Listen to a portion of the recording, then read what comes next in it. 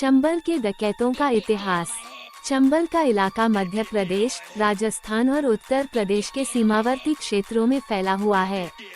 यह इलाका गहरी घाटियों, बीहड़ों और कठिन भौगोलिक परिस्थितियों से भरा हुआ है, जो लंबे समय तक डकैतों, बागियों की शरणस्थली बना रहा। चंबल के डकैतों का इतिहास लगभग 200 वर्षों पुराना माना जाता है, जिसमें कई कुख्यात डाकू हुए, जिन्होंने सत्ता, पुलिस और समाज को चुनौती दी। चंबल में डकैतों की उत्पत्ति। चंबल के बीहड़ों में डकैत संस्कृति की शुरुआत ब्रिटिश काल से मानी जाती है। 19वीं सदी में जब अंग्रेजों ने जमींदारी व्यवस्था लागू की, तो कई किसानों और स्थानीय जमींदारों के साथ अन्याय हुआ।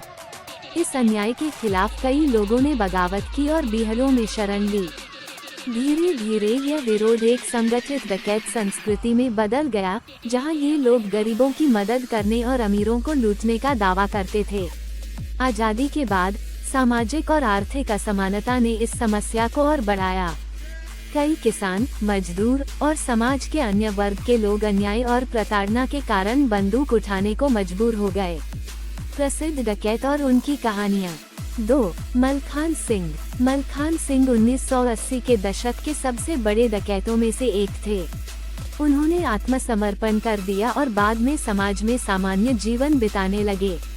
3. फूलन देवी। फूलन देवी, जिसे बैंडिट क्वीन कहा जाता था, चंबल की सबसे चर्चित डकैत बनी। उनके गैंग ने ऊंची जाति के जमींदारों और अत्याचारियों के खिलाफ लड़ाई लड़ी। 1983 में उन्होंने आत्मसमर्पण कर दिया और बाद में राजनीति में आ गईं।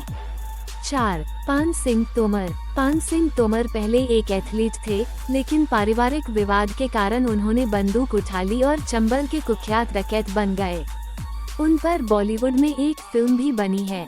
5. निर्भय गुर्जर। निर्भय गुर्जर 1990 के दशक और 2000 के शुरुआती वर्षों में सक्रिय रहे। वे अपने क्रूर और हिंसक तरीकों के लिए बदनाम थे। 2005 में पुलिस ने उन्हें मुठभेड़ में मार गिराया। डकैतों का अंत और चंबल का नया युग। 1980 और 1990 के दशकों में कई बड़े डकैतों ने आत्मसमर्पण कर दिया। सरकार ने उनके पुनर्वास के लिए कई योजनाएं चलाईं। अब चंबल का क्षेत्र धीरे धीरे विकास की ओर बढ़ रहा है और डकैत संस्कृति लगभग समाप्त हो चुकी है। गाइज, इसी तरह की ऐतिहासिक वीडियो देखने के लिए हमारे चैनल को सब्सक्राइब करें, लाइक करें, कमेंट करें और बेल आइकन दबाना ना भूलें।